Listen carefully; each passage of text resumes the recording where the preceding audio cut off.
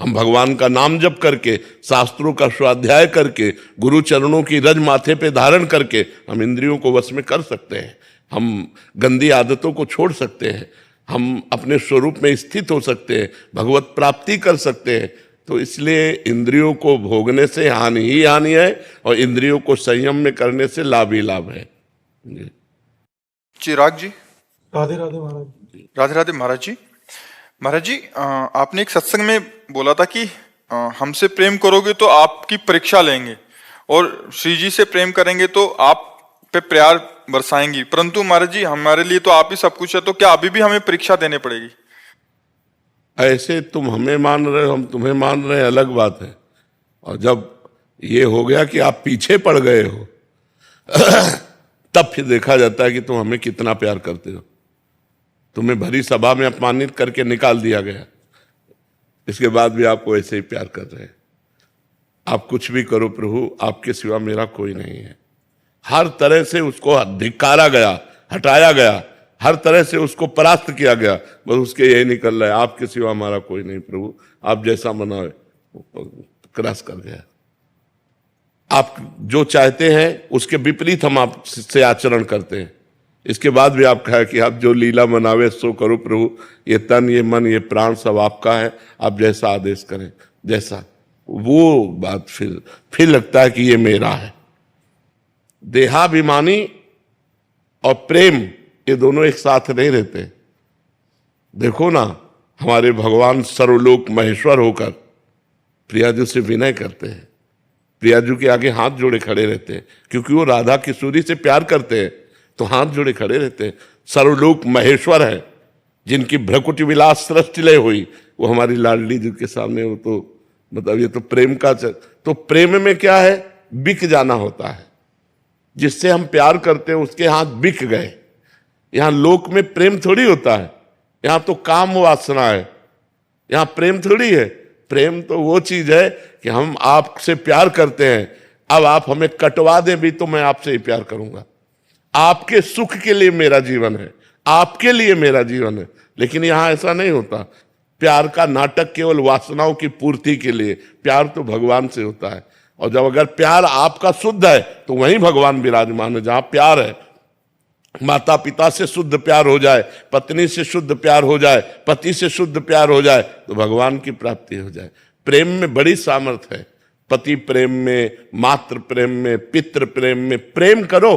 प्रेम कहाँ कौन करता है, कहाँ प्रेम करता है? यहां तो सब वासनाओं का खेल हो रहा है। तो ऐसे ही जैसे अपने लोग हैं, तो अपने नहीं मानते कि मुझसे कोई प्यार करता है, केवल प्रभु प्यार करते हैं। अब आप जैसे प्यार करने लगे तो मुझे लगता है मेरा प्रभु इस रूप में प्यार कर रहा है, मेरा प्रभु इस रूप में प्यार कर रहा है, पर प्रभु ही प्यार कर रहा है, व्यक्ति नहीं। व्यक्ति का हमारे यहाँ कोई गुंजाइश नहीं। कोई व्यक्ति हमसे प्यार नहीं कर सकता। हमसे जो प्यार कर रहे हैं मेरे प्रभु प्यार कर रहे हैं। इन सब रूपों में प्रभु आए हैं, व्यक्ति नहीं आया। हमारी दृष्टि में व्यक्ति नहीं है, हमारे प्रभु ये स्त्री पुरुष रूप धारण करके आए हुए हैं। हमें दर्शन देकर, हमसे प्रश्न करके, उत्तर सुन करके कृतार्थ करने आए हैं। हमें हमको अपनी चर्चा में लगाने आए हैं, ये हम भाव रखते हैं। समझ पा रहे हैं आप? मधुबाला जी दिल्ली से। राधे राधे महाराज जी। महाराज जी, क्या यहाँ ट्विन फ्लेम जैसी कोई वर्ड, महाराज जी ट्विन फ्लेम वर्ड को ऐसे कहते हैं कि ऐसे लोग जो एक दूसरे को गहराई से जुड़े होते हैं और उनकी आत्मा एक दूसरे का दर्पण हो जाती है, ऐसा इनका कहना है। अगर होता है तो उसे पाने के लिए अपनी आज की लाइफ भूलकर यहाँ छोड़कर उसे कलयुग में नहीं, कलयुग में पाए जान जगत में सब जन कपटी कुटिल कलयुगी टंचु। यहाँ प्यार नहीं, ये तो एक प्राण और दो देही। जो आप कह रहे हो अंग्रेजी में, हमें अंग्रेजी तो आती नहीं, किसी का भी हो। एक प्राण, दो मन, दो तन, ये सब दिखाई दे रहे हैं, लेकिन एक प्राण, दोनों के प्राण एक हो चुके हैं। वो जो सोचा वो उसके मन में आ गया, वो जो सोचा वो उसके मन में आ गया। ऐसा प्रेम जगत में मुश्किल है। जगत में ऐसा प्रेम देखने में मुश्किल है। सबको अपने अपने मन की चाहिए। हमारे मन के अनुकूल चलो तो हम आपसे प्यार करते हैं, प्रतिकूल हो गए तो आपसे प्यार नहीं। ऐसा प्यार जगत में कहाँ है? ये तो भक्ति में है कि अपने गुरु से प्यार किया और अपना मन प्राण दे दिया, तो जो गुरु की सोच वही शिष्य की सोच हो गई, जो शिष्य की सोच वो गुरु के अंदर स्फुरित हो गई। ऐसा भक्ति में देखा गया, साधना में देखा गया, संसार में तो नहीं देखा गया ऐसा जी। अंकिता जी। राधे राधे। महाराज जी, बचपन से ही मेरे में धैर्य की कमी रही है, लेकिन जब से महामंत्र और राधा नाम का जाप चालू किया है तब से शांति और धैर्य आने लगा है। फिर भी कभी कभी वृंदावन की जब याद आती है तब हृदय व्याकुल होता है। इसमें धैर्य की जरूरत नहीं, इसमें और रोना चाहिए, इसमें और विकल होना चाहिए। भगवान के लिए धैर्य नहीं धारण करना चाहिए कि कभी ना कभी तो मिल ही जाएंगे, नहीं, अभी मिलो, आज ही मिलो, और हम रोएं, हम विकल हो जाएं, हमारा धैर्य टूट जाए, यही उत्तम उन्नति है। परमार्थ की उन्नति है कि भगवान के मिलन के लिए, धाम के लिए हमारा धैर्य टूट जाए कि अब नहीं जिया जा रहा प्रभु, अब मिलो। अभी धैर्य है ना, खा पी रहे आराम से, दिनचर्या कट रही, ये धैर्य हमें ठीक नहीं लगता। हमें ऐसा धैर्य का बांध टूट जाए कि अब जिया नहीं जा रहा, जब देखो तब आंसू चल रहे हैं, प्रभु के लिए विकल है, प्रभु को पुकार रहा है, कब मिलोगे, आज का भी दिन गया, आज की भी रात गई, स्वप्न में भी नहीं आए, अब कैसे धैर्य रखूं, ऐसे ऐसे विकलता होनी चाहिए। सारंग नैनी जी। श्री श्री हरिवंश महाराज जी। महाराज जी, अभी अगले महीने 10 जुलाई को गुरु पूर्णिमा है। आप कह रहे हैं कि गुरु पूर्णिमा पर गुरु पूजन का महत्व होता है। हम आपकी शरणागत, आप अपनी उपासना पद्धति में रोज छवि सेवा, मानसी सेवा तो गुरु जी की करते ही हैं, पर गुरु पूर्णिमा के दिन या उन दिनों में क्या विशेष करना चाहिए उनके? गुरु जी के दर्शन करने चाहिए। यदि प्रगट में विराजमान हो तो गुरु जी के दर्शन करने चाहिए। गुरु जी के दर्शन मात्र ही सारी सेवा हो जाती है। अगर हमारे पास पत्र, पुष्प, फल जो भी हमारे पास है, उनके चरणों में जाके चढ़ाएं, उनके दर्शन करें, उनकी मंद मुस्कान, उनकी कृपा दृष्टि प्राप्त करें। पादुका और फोटो की तो रोज पूजा करते हैं, एक दिन साक्षात जाकर पूजन करने का सौभाग्य है गुरु पूर्णिमा को, तो अपने गुरुदेव के साक्षात दर्शन करने चाहिए और जो पत्र पुष्प उनके चरणों में समर्पित करना चाहिए और उनकी आज्ञा के अंतर्गत रहना चाहिए। यही गुरु पूजा है। सजल शर्मा जी, बेंगलोर से। राधे राधे लाडी। राधे राधे महाराज जी। महाराज जी, मैं एक विद्यार्थी हूँ जिसकी अभी अभी नौकरी लगी है। आपकी कृपा से राधा नाम तथा अच्छे आचरण करने की कोशिश कर रहा हूँ। गुरुदेव, मेरा प्रश्न है कि लौकिक उन्नति के लिए यदि विदेश में मुझे नौकरी मिले तो क्या मुझे जाना चाहिए? चले जाना चाहिए, चले जाना चाहिए। सबे भूमि गोपाल की आमे अटक कहा, सब भगवान की रचना है। अगर आवश्यकता पड़े तो चला जाना चाहिए। अपनी पढ़ाई लिखाई योग्यता बनानी चाहिए और अपने समाज की सेवा करनी चाहिए। जिस भी डिपार्टमेंट में हो, उस डिपार्टमेंट में हम विदेशों में जब हम भ्रमण करते हैं तो हमारा ज्ञान विकास को प्राप्त होता है। हमारा ज्ञान ऐसा नहीं व्यर्थ नहीं जाता। देश विदेश जाने वाले के ज्ञान का विकास होता है और उसी ज्ञान से हम अपने समाज की सेवा करें। मानो डॉक्टर है, मास्टर है, अच्छी क्वालिटी का अगर हमारे अंदर ज्ञान आ गया, अच्छी बातें हमारे अंदर आ गई, हम ग्रेजुएट हो गए, तो हम अपने समाज को सुधार सकते हैं। तो जानना चाहिए, हम कहते हैं जानना चाहिए, पर अपनी पद्धति से रहना चाहिए। पद्धति विदेशी नहीं अपनानी चाहिए, ज्ञान प्राप्त करना चाहिए। जड़ चेतन गुण दोष में विश्व कीन करतार, संत हंस गुण गाहे पे परिहरि वार विकार। गुण दोष सब जगह हैं, तो विदेशों के अवगुण नहीं लेने चाहिए। व्यभिचार, मांस, मदिरा, ये सब नहीं लेना चाहिए। हमको उनके गुण लेने चाहिए, उनकी योग्यताएं लेनी चाहिए और अपने देश में आकर उसका विकास करना चाहिए। अरे जी, आप कहते हैं संघ का प्रभाव होता है, पर वैसे संघ में रहने से वैसे दोस्त हैं, वैसी पद्धतियां हैं। जो रही उत्तम प्रकृति का कर सकत कुसंग, चंदन विष व्यापत नहीं लपटे रहत भुजंग। अगर हम उत्तम स्वभाव लेकर के जाएं तो हमको कोई फंसा नहीं सकता। हम अच्छे अच्छे सद्गुण लेकर के आ जाएं। जैसे बहुत ऐसे विकासशील बातें हैं जो हमको विदेशों से प्राप्त होती हैं। जैसे हमारे बहुत से ऐसे डॉक्टर हैं जो विदेशों में जा कर के अपने कला कौशल, अपने हस्त कौशल से बड़े प्रवीण बनते हैं। जैसे ऑपरेशन है, एक आदमी है कि वो उस तरह नहीं कर पाता और एक है विदेश से सीख के आया है तो उसमें बहुत प्रवीण हो चुका है। तो हमें लगता है जाना चाहिए, पढ़ाई लिखाई किसी भी विषय में विदेश जाना चाहिए, पर मांस, मदिरा और व्यभिचार, इन 3 दोषों से बचना चाहिए, क्योंकि विदेशों में इनकी भरमार है। प्रायः लोग नशा करते हैं, प्रायः लोग मांस खाते हैं, भोजन में प्रायः मांस ही खाते हैं और व्यभिचार करते हैं। तो हम भारतीय हैं, हम अपनी संस्कृति को ना भूलें, हम कला कौशल सीखने के लिए कहीं भी चले जाएं, लेकिन अपनी पद्धति से रहें। जी और एक बार जो गया फिर वो आता ही नहीं। अब ये बात तो हमें कम अच्छी लगती है। हम जाए लेकिन अपने देश के लिए सीख के लाए और अपने देश की उन्नति करें, अपने देश को पढ़ाएं लिखाएं, अपने देश की सेवा करें। अब ऐसा नहीं कि वहाँ अच्छा पैसा मिल गया तो वहीं रहने लगे, ऐसा नहीं होना चाहिए। हमें लगता है कि हम भारतीय हैं तो हम जाएं कहीं भी, लेकिन अपने देश से प्यार करते हैं जैसे हम अपनी माँ से प्यार करते हैं, ऐसे भारत माता से हम प्यार करते हैं। हमें अपने ही देश में आना चाहिए और अपने देश का विकास करना चाहिए, अपनी संस्कृति को वहां पे फैला सकते हैं। इतना पावर हृदय में हो जाए तो बहुत बढ़िया बात है क्योंकि उनकी संस्कृति हमारे अंदर ना जाए, हमारी संस्कृति उनके अंदर चली जाए तब तो बहुत बड़े पावर की बात है। देखो ये जो boyfriend girlfriend live in relation ये सब चल रहा है ना, ये उन्हीं की संस्कृति है, हमारी संस्कृति नहीं है। ये हमारे सनातन धर्म की संस्कृति नहीं। अब जो गंदगी फैल रही समाज में, आप इससे खुद अनुभव कर सकती हैं कि जैसे एक बच्ची है, एक बॉयफ्रेंड बनाया और महीना भर के बाद ब्रेकअप, फिर दूसरा बॉयफ्रेंड, इसे चरित्रहीनता कहते हैं। ये कभी एक पति की नहीं रह सकती और ऐसे लड़के कभी एक पत्नी पर अपना भाव नहीं रख सकते। तो हमारा तो बिगड़ गया, हमारा सनातन धर्म गया, हमारी गृहस्थी चौपट हो गई। अच्छा विदेश में ऐसा नहीं है, आज तुम उनके साथ जाओ कल उनके साथ जाओ, कोई फर्क नहीं पड़ता है। और आजकल मन यही चाहता है कि हमारे ऊपर कोई बंधन न हो, हम जब जिससे मिलना चाहे मिल ले। ये हमारे देश की पद्धति है नहीं। हमारे देश की पद्धति है जिस पुरुष को एक बार अपना लिया आजीवन निर्वाह किया, जिस स्त्री को एक बार स्वीकार कर लिया आजीवन उसे अपना हृदय बना करके निर्वाह किया। ये हमारे भारत की पद्धति है। तो ये जो विदेशी पद्धतियां हैं ये हमारे देश में बड़ा कूड़ा करकट फैला रही हैं, ये बड़ी गंदगी फैल रही बच्चों में, वो नई आधुनिकता में नशा व्यभिचार, इसी में फंसते चले जा रहे हैं। तभी हिंसा चोरी और ये सब बढ़ रहा है, व्यभिचार बढ़ रहा है। मोहित खंडेलवाल जी बेंगलोर से। श्री हरिवंश। हरिवंश महाराज जी। महाराज जी आपने कई बार सत्संग में कहा है कि ठाकुर जी को दूसरिया पसंद नहीं है। महाराज जी यहाँ दूसरिया से क्या तात्पर्य है? अलग अलग रूपों का है या नहीं? दूसरिया का तात्पर्य है जननी जनक बंधु सुतदारा तन धन धाम सुहृद परिवारा सबकी ममता ताग बटोरी मम पद मन ही बांध बरडोरी। जो हमारा मोह फैला हुआ है वो समेट करके अनुराग रूप से भगवान के चरणों में लग जाए।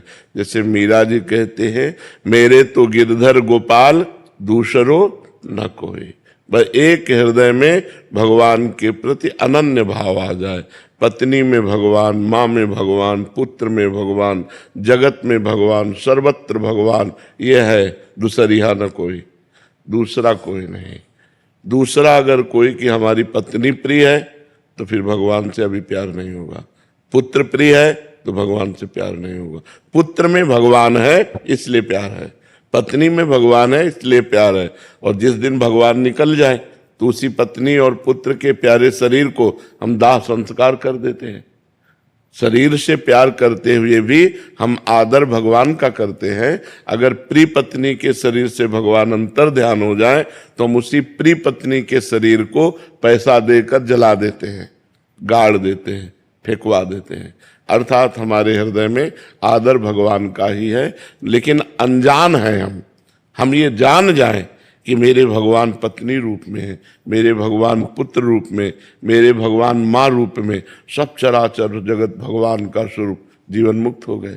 यही बात है कि दूसरिया भगवान को पसंद नहीं। भगवान कहते हैं अनन्यस चिंतयन्तो माम ये जना परिपासते। जो जन मेरा अनन्य चिंतन करता है। अनन्य चिंतन का स्वरूप क्या है? सो अनन्य गति जाके असमति न टरे हनुमंत, मैं सेवक सचराचर रूप स्वामी भगवंत। सब चराचर जगत मेरे स्वामी का रूप है, मैं सेवक हूँ। यही अनन्य भाव है। समझ पा रहे हो आप? बबीता जी। राधे राधे महाराज जी। महाराज जी मेरा प्रश्न है कि क्रिया योगी भी प्रभु की भक्ति करते हैं और स्वयं इच्छा से महासमाधि लेते हैं, देह त्याग करते हैं, पर भक्ति में इंतजार करना होता है मृत्यु का। नहीं, स्वयं इच्छा से कभी मृत्यु नहीं होती।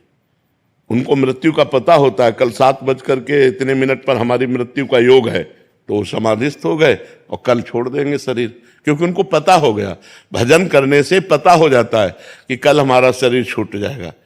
तो वो ऐसा नहीं है कि प्रभु के विधान का जो मृत्यु का समय है उसको टाल करके वो पहले ले लेते, नहीं, वो प्रभु के विधान के समय ही मृत्यु योग अपना उपस्थित मान करके समाधि को प्राप्त हो जाते हैं। कोई मनमानी जो मृत्यु करता है उसे आत्महत्या कहते हैं, और आत्म वाले की दुर्गति होती, सदगति नहीं होती। समाधि जो ली जाती है उसमें प्रभु का संकेत होता है कि आज के अमुक दिन में अमुक तारीख में तुम्हारा शरीर पूरा हो जाएगा, तो वो उसी तारीख का चिंतन करते हुए समाधि ले लिया और बस शरीर पूरा हो गया।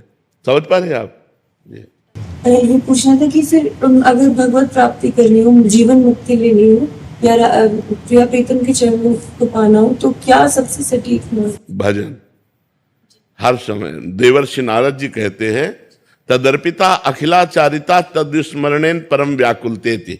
समस्त आचरण भगवान के अनुकूल हो, शास्त्र अनुकूल हो और खूब नाम जप हो, भगवान के विस्मरण होने पर बड़ी व्याकुलता पैदा होने लगे, इसी का नाम भक्ति है, इसी का नाम साधना है, और इसी से यही सर्वश्रेष्ठ है, इसी से भगवत प्राप्ति होती। पूरी गीता सुनने के बाद अर्जुन जी को क्या प्राप्त हुआ? अर्जुन जी स्वयं कह रहे हैं, नष्टो मोहा स्मृतिर लब्धा त्वत्प्रसादान में अच्युता। मेरा मोह नष्ट हो गया और मुझे भगवत स्मृति प्राप्त हो गई। ये खास बात है। हर समय भगवान की स्मृति में डूबे रहने वाला सब, चाहे वो ज्ञान मार्ग का साधक हो, चाहे वो भक्ति मार्ग का साधक हो, चाहे कर्म मार्ग का साधक हो, सबका मतलब है, जैसे योगी जन भगवान को परमात्मा कहते हैं, ज्ञानी जन ब्रह्म कहते हैं, भक्त जन भगवान कहते हैं, प्रेमी जन लाड़िले कहते हैं तो वही। जब तक उनका अखंड चिंतन नहीं होगा तब तक उनकी प्राप्ति नहीं होगी। क्यों? क्योंकि संसार का चिंतन छूटना ही साधना है। संसार का चिंतन छूट जाए और भगवान के चिंतन में तन्मय, यही सिद्धावस्था है। इसी के लिए प्रयास किया जाता है। महेश जी अहमदाबाद से। महाराज जी, जिस धन को कमाने के लिए मनुष्य इतने कष्ट एवं समय लगाता है, वही धन अंत में उसे अपनों से अलग करता है। महाराज जी ऐसा क्यों? क्योंकि माया का एक कपट रूप है, इसी में तो सब पागल है। बैंक बैलेंस हो जाए, धनी बन जाऊं, और जब आपके पास धन हो जाएगा तो आप धनी नहीं निर्धन हो जाएंगे। क्योंकि आपकी जब श्वासें छूटेंगी तो आपके साथ 25 पैसे चलेंगे क्या? 1 रुपया चलेगा क्या?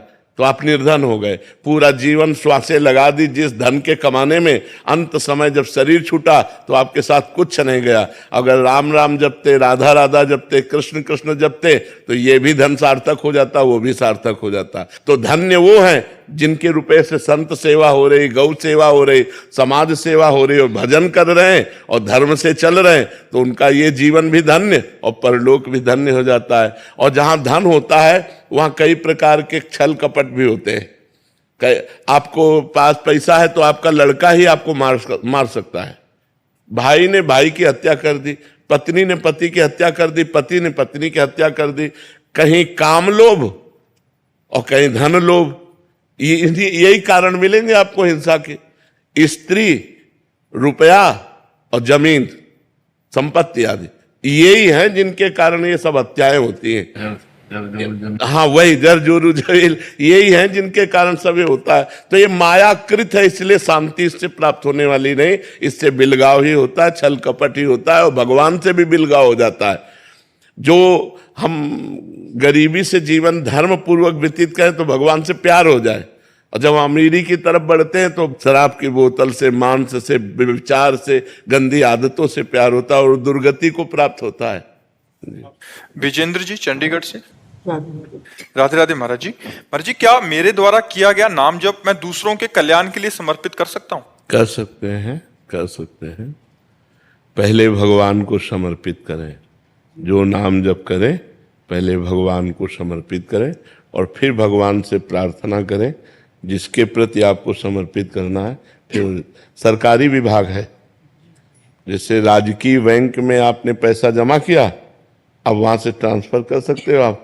तो पहले नाम जब भगवान को समर्पित करो जिससे तुम्हारा मंगल हो, और वो नाम जब फिर किसी को भी दे दोगे तो वो पलट कर आपका और मंगल करेगा। उसका मंगल तो होगा ही, लेकिन एक नाम जप का मंगल और दूसरा नाम जप दान का मंगल, उसका भी तो फल है, वो आपका परम मंगल कर देगा।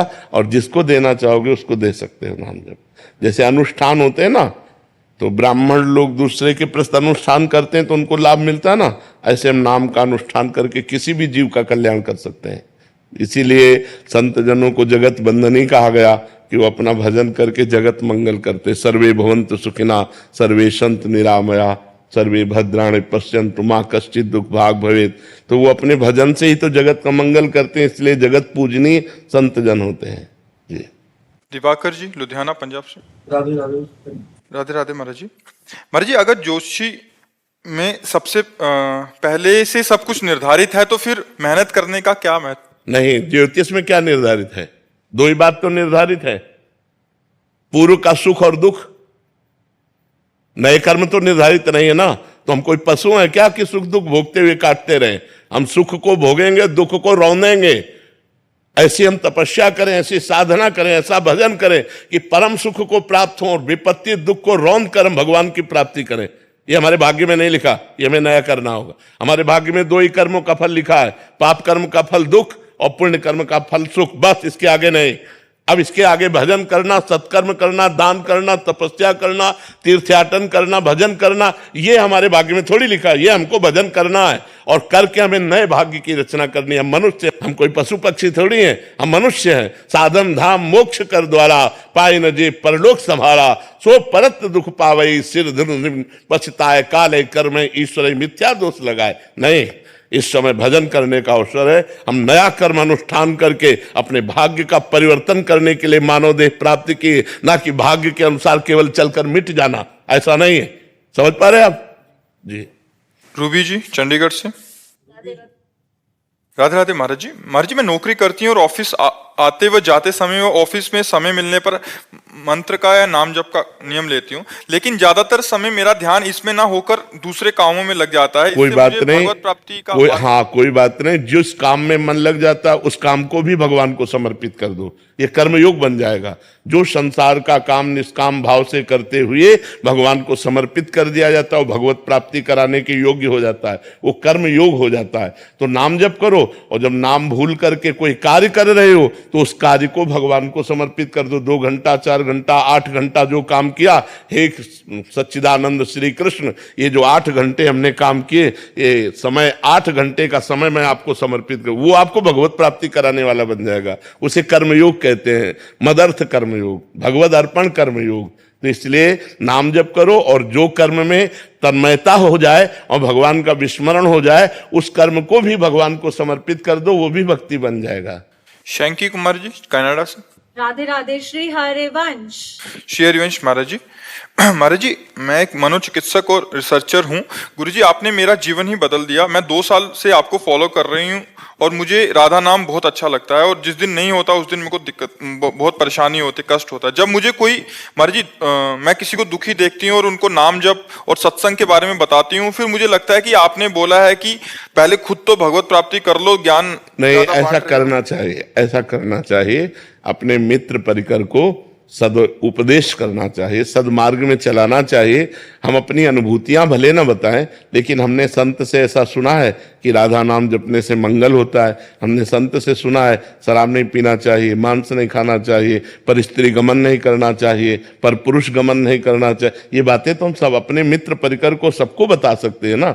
अपनी अनुभूतियों को बताने के लिए मना किया गया है कि परमार्थ में अपनी अनुभूतियों को तब तक छुपाए जब तक भगवत प्राप्त न हो जाए। लेकिन हम जो सत्संग में सुना वो दूसरों को सुना सकते हैं ना, हम वो दूसरों से चर्चा कर सकते हैं ना, जिससे दूसरा भी लाभ ले सके भगवान नाम का, उसका भी परम मंगल हो सके। तो इसमें निषेध नहीं। कभी कभी अहंकार सा हो जाता है, वो अहंकार भी भगवान के चरणों में समर्पित कर दो। ये बात आ गया कि मेरे द्वारा इनका परिवर्तन हुआ तो ये भी भगवान को समर्पित कर। ये तो समर्पण योग बहुत बढ़िया योग है, बहुत बढ़िया योग। अगर हम अहंकार पूर्वक कोई कार्य करते हैं तो उसको भी भगवान को समर्पित कर देते तो भगवान अहंकार का नाश कर देंगे। हमारे भगवान के द्वारा ही अहंकार का समन होता है, वो अहंकार भी पवित्र हो जाएगा जो भगवान के चरणों में समर्पित हो जाएगा। गुरुजी, कभी कभी जैसे सब पूछते हैं, जैसे इसके बारे में अगर हम बात करते हैं इतने समय से, तो लोग बैठ के पूछते हैं अच्छा और क्या करना चाहिए, और क्या करना चाहिए। तो लगता है कहीं मेरा भजन ना रुक जाए अगर मैं सबको ये चीज बताऊं। नहीं, ऐसा बताओगी तो आपका भजन और बढ़ेगा।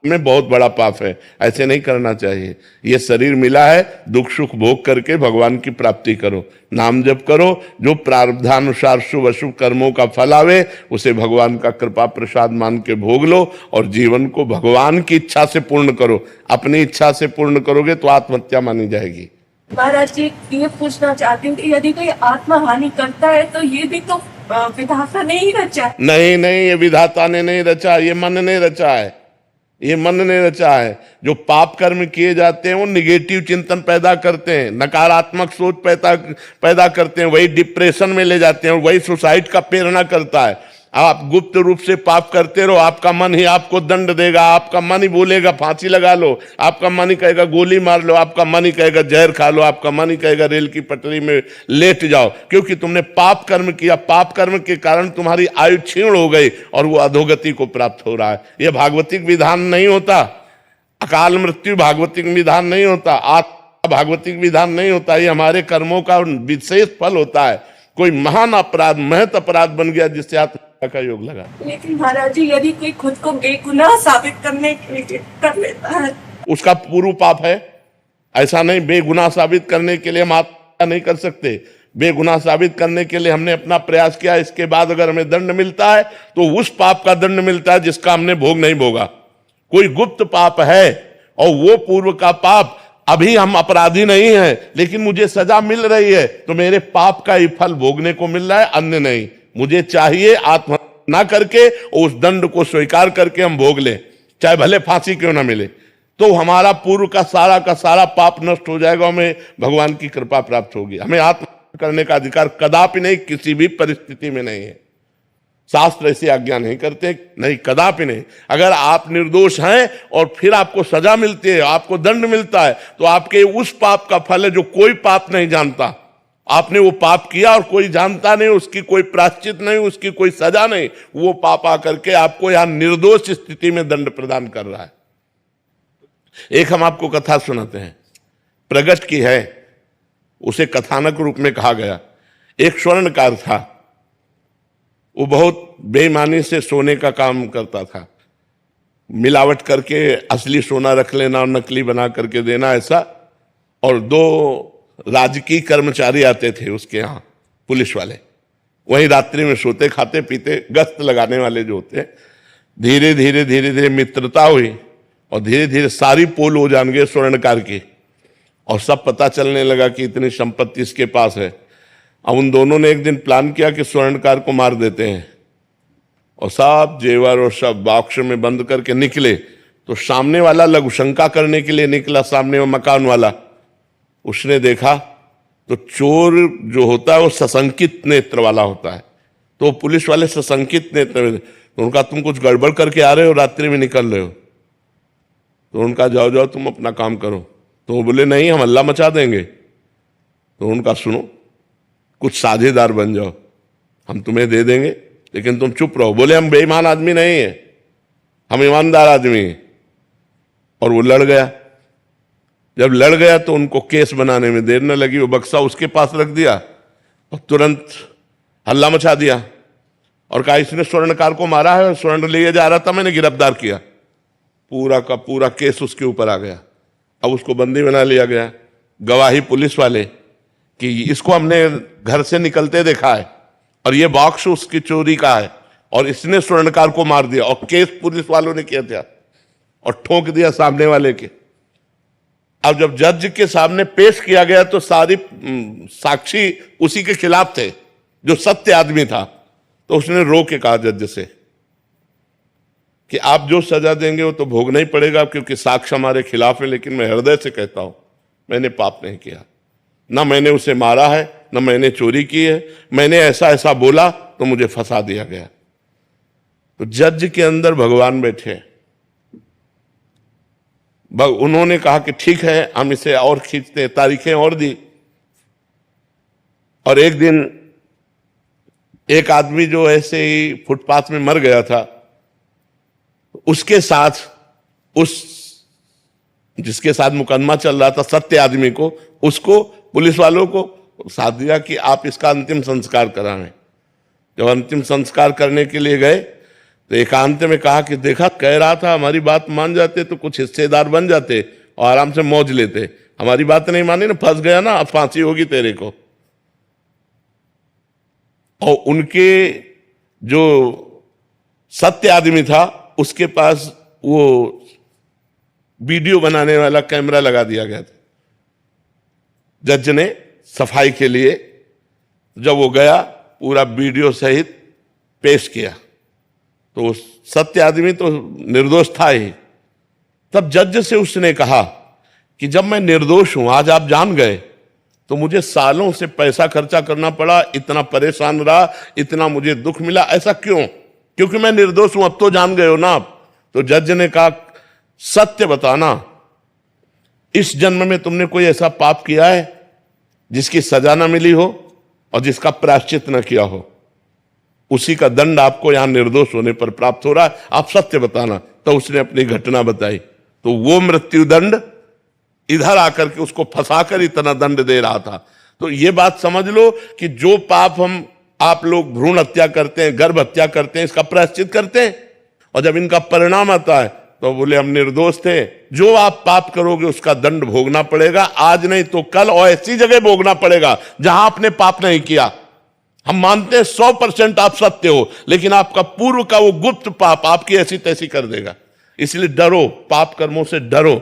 अगर हमसे कोई पाप कर्म नहीं होंगे तो हमारी कोई समस्या नहीं होगी। अवश्य में भोक्तव्यम कर्तम कर्म शुभाशुभम, शुभ और अशुभ कर्म अवश्य भोगने होते, चाहे कोई भी हो, चाहे संत महात्मा ही क्यों ना हो, बड़े बड़ों को भोगना पड़ता है। इसलिए कोई यहां भगवत विधान में छल कपट नहीं चल सकता। आज तुम निर्दोष हो, कसम खा के कह सकते हो, लेकिन कल का पाप तुम्हें आज फंसा रहा है, इसको कैसे बता सकते हो तुम? इसको कैसे जान सकते हो तुम? राधे राधे महाराज जी। महाराज जी ये कह रहे हैं कि इन्होंने युवावस्था में किसी के प्रवचनों से प्रभावित आके घर वालों के विरोध में जाकर शरणागति प्राप्त की थी, परंतु बाद में पता चला कि वहां स्त्री शरणागत जीव को तन का समर्पण करना होता है प्रेम दान के नाम पर। महाराज अभी मैंने छोड़ दिया, बट अपराध तो नहीं लगेगा? कौन से शास्त्र में लिखा है? भ्रष्ट आचरण। अरे गुरु बनाया जाता है, भगवान का नाम जप करो, भगवान के मार्ग में चलो, अपने तुम चलो, दूरी तुम रहो। परमार्थ का मतलब क्या होता है? तुम हमसे जुड़ो, भगवान नाम लो, भगवत भजन करो, दूरी रहो। तन का दान, मलमूत्र के द्वारों का दान गुरु मांगे, न संत है ना वो कोई गुरु है। बिल्कुल नहीं अपराध लगता है, ऐसे को बिल्कुल त्याग देना चाहिए, 1 मिनट में त्याग देना चाहिए। परमार्थ विरुद्ध आज यही तो पाखंड चल रहा है। इन्हीं की वजह से असली संतों पे द्वेष। हाँ नहीं, ऐसे नहीं, ऐसे नहीं, पाखंडी ऐसे दम कहां शास्त्र में लिखा है? अरे भैया, शिष्य बनी मतलब हमारी बिटिया। शिष्य का मतलब, गुरु का मतलब क्या होता है? पिता। पिता ही नहीं, परम पिता। हमारे तुम बच्चे हो, तुम अपने मार्ग में चलो, तुम अपने मार्ग में चलो। तुम्हें मार्ग बताने के लिए, गंदे गंदे संबंधों को मिटाने के लिए तो गुरु बने, काम क्रोध पर विजय प्राप्त कराने के लिए तो गुरु बने। ऐसा कौन सा शास्त्र कहता है? ऐसा कौन सा समर्पण कहता है? ऐसा कौन सा गुरु मार्ग कहता है? हमें बताओ आकर के। मनमानी आचरण, ऐसे पाखंडियों से दूर रहना चाहिए। शरीर समर्पण का मतलब समझ लो, पहले समझ लो, तन मन धन प्राण सब समर्पित करने के लिए गुरु के लिए कहा गया है। कहा गया है कि जो तन है उसके समर्पण का मतलब आज से हम गुरु की आज्ञा के अनुसार क्रिया करेंगे, शरीर से हम मनमानी पापाचरण नहीं करेंगे। तन समर्पण है। तन समर्पण का मतलब है कि आज से हमारे शरीर से वही कर्म होगा जो शास्त्र आज्ञा करता है, गुरु आज्ञा करता है। ये तन समर्पण है। मन समर्पण है कि मन से मैं वही सोचूंगा अब जो गुरुदेव ने बताया है। अब हमारा मन संसार को नहीं सोचेगा, प्रिया प्रीतम को सोचेगा। वाणी से हम गुरुदेव के द्वारा बताए हुए नाम जप करेंगे, कीर्तन करेंगे, भगवत कथा। ये समर्पण है। ये समर्पण के, ये कोई समर्पण की बातें, गंदी बातें। ऐसी गंदी बात अगर किसी को कहीं भी दिखाई दे तो तत्काल दूरी हो जाओ, कोई अपराध नहीं लगेगा। वो कोई गुरु नहीं, वो कालने में बैठा हुआ है पाखंड का रूप लिए हुए, वो गुरु नहीं है। गुरु वही है जो असत मार्ग से हटाकर सत मार्ग में लगावे, जो गंदी बातों से हटाकर तुम्हें अच्छी बातों में लगावे। जब गुरु से तुम कहो कि महाराज मेरे अंदर गंदी बात आ रही, तब उतनी सामर्थ्य उसके हो कि वो तुम्हारी गंदी बात हटाने की बात कह के तुम्हें सतमार्ग में चलाए, ना कि गंदी बात सुनकर तुम्हारा शोषण कर ले। वो गुरु नहीं, वो पाखंडी है, वो नाटकी, वो मायावी है। ऐसे लोगों से दूर रहना चाहिए। ऐसा सतमार्ग नहीं होता। महाराज जी, गुरु सही और शिष्य कोई विद्रोह करे तो गुरु का कोई फर्क नहीं पड़ सकता। उस शिष्य का विरोध महाराज जी हम सांसारिक लोग कर सकते हैं, जो शिष्य गुरु का विरोध करते अपने आप वो बुझ जाएंगे, विरोध करने की जरूरत ही नहीं होती। आकाश में कोई थूक कर गंदा करना चाहे, मुंह अपना करेगा, बिल्कुल नहीं। देखो, संतों की निंदा लोग करते हैं, बड़े बड़े संतों की निंदा होती, वो निंदा करके अपना नाश कर लेते, संतों को कुछ होता है क्या? तो फिर हमें इस बातों पर नहीं डरना चाहिए, विरोध करने की जरूरत है। वो जो कर रहा है वही उसको नष्ट कर देगा। वो जो निंदा कर रहा है, वो कर्म ही ऐसा कर रहा है, वो स्वयं नष्ट हो जाएगा। देखो, सच्चाई में एक तुमको बात बताएं, छाती में एक बल होता है, छाती में एक बल होता है। अगर हम गलत है ना तो फिर हमें डर लग जाएगा, अगर सच्चाई है तो कोई भी। देखो, गलती किसी से भी हो सकती है, गलती होना, हम इस बात में क्यों नाराज हुए? ये गलती नहीं है, ये गलत आचरणों का प्रचार प्रसार है।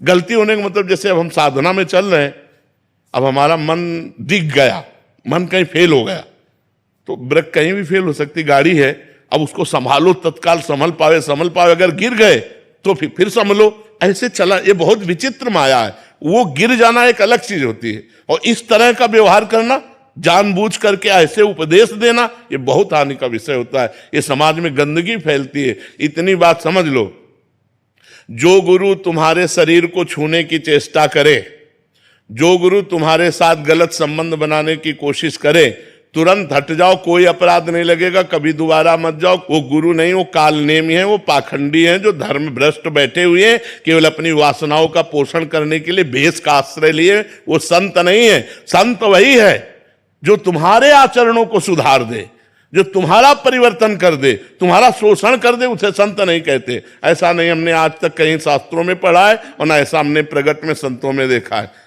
ऐसे माताएं, बहनें, बहू बेटियां सब जाती हैं तो बिल्कुल संत भगवान की तरह होते। कहीं भी किसी भी बहू बेटी के पास बैठे तो कभी संशय थोड़ी होता था, नहीं, ऐसे कभी आचरण नहीं सुने गए। ये सब नए नए जो अपनी वासनाओं की पूर्ति के लिए भेष बना लेते हैं पाखंड में, वही लोग ऐसा करते हैं। सच्चे मार्ग का पथिक संत ते होए न कारज हानि, भूल न देह कुमारग पाऊं, संतों के लिए लिखा है। ऊसर बरसई तृण नहीं जामा, संत हृदय जिम उपज न कामा।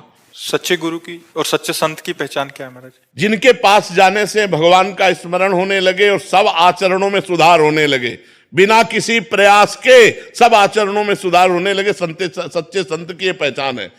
बिना किसी प्रयास के अनायास आप गंदे आचरणों को छोड़ते चले जा रहे हैं और आप उनके प्रभाव से बढ़ते चले जा रहे हैं अध्यात्म में। ये संतों का प्रभाव होता है, तभी संतों को भगवान से भी अधिक कर माना गया है। मोरे मन प्रभु अस विश्वासा, राम ते अधिक राम करदास। बाहरी किन्हीं लक्षणों से नहीं पहचान सकते? बाहरी लक्षणों से तो नहीं पहचाना जा सकता, क्योंकि बाहरी लक्षणों में, नौटंकी नाटक में भी 2 घंटे के लिए जो साधु बनता है तो बहुत सावधानी से बनता है, पूरी सेफ्टी वैसे दिखाता है। तो अगर हम बाहरी संत का नाटक दिखाना चाहते तो बड़ी सेफ्टी से दिखाएंगे। संत की स्थिति होती है अंदर की, उसका बाहरी प्रभाव यही होता है कि उनका सुनने से, उनका दर्शन करने से, उनका संग करने से हमें गंदे आचरणों से ग्लानि होने लगे, भगवान से प्रेम बढ़ने लगे, गंदे आचरण त्याग होने लगे, अच्छे आचरण स्वीकार करने लगे। यही संतों का बाहरी परिचय। अंदर की स्थिति तो जब तक आप संत नहीं बनेंगे तब तक नहीं जान सकते, क्योंकि संत का नाटक तो नौटंकी नाटकों में, फिल्मों में भी लोग कर लेते हैं। तो संत का नाटक करने के लिए थोड़ी देर गंभीर रहना, रो देना, ऐसा बनना, ये तो हो सकता है, नाटक से भी हो सकता है। लेकिन वास्तविक अंदर क्या है, ये तो वही जान सकता है जो उस कोटि का संत हो। तो देखते ही पता चल जाएगा कि नौटंकी नाटक कर रहा है या सच्चा है, या भगवान जानते हैं और या कोई उच्च कोटि का संत जानता है। दूसरा संतों को नहीं पहचाना जा सकता। सच्चे संत हमें मिले, इसके लिए हमें क्या भगवान से प्रार्थना करनी चाहिए कि हे भगवान, मुझे सच्चे संत मिले। और जब भगवान कृपा करते, जब द्रवहि दीन दयालु राघव, तो साधु संगति पाइए। जब भगवान कृपा करते तब संतों का संग प्राप्त होता है। भगवान जिन गुरु को हम प्राण मानते हैं, रब्बर परमात्मा मानते हैं, उनकी कोई निंदा करते, क्रोध अपने आप आ जाता है। क्रोध नहीं, सुनना चाहिए, छोड़ देना चाहिए। बातुल भूत विवश मतवारे, ते नहीं बोले वचन विचारे। ये मूर्ख लोग, पागल लोग बोलते रहते हैं। देखो, संत की बाहरी बातों की ही प्रशंसा और निंदा होती है, आंतरिक स्थिति को तो कोई जान नहीं सकता। बाहरी बातों में जैसे बहुत भीड़ लग रही, अरे वो तो इतनी गाड़ी में चलते हैं, अरे इससे ज्यादा और क्या निंदा हो सकती है? बस यही संसार की बातें हैं। संसार यही चीजें तो देख पा रहा है, और क्या देख पा रहा है? संसार नहीं देख पाएगा। बहुत भीड़ होगी, लाखों भीड़। आपकी वीडियो के जरिए हम एक आग्रह चाह रहे हैं, पहली बार आए, क्या चीज को आग्रह? कि बहुत लोग आमे तलेटी में मालूम रही ना रही पर आके शौच गंदगी कर जाना हाँ। आते हमारो मन बड़ो दुखी बिल्कुल बहुत। बिल्कुल। वैसे सबसे प्रार्थना है कि जो गिरिराज जी पधारते हैं अपने गिरिराज जी को दूषित ना करें।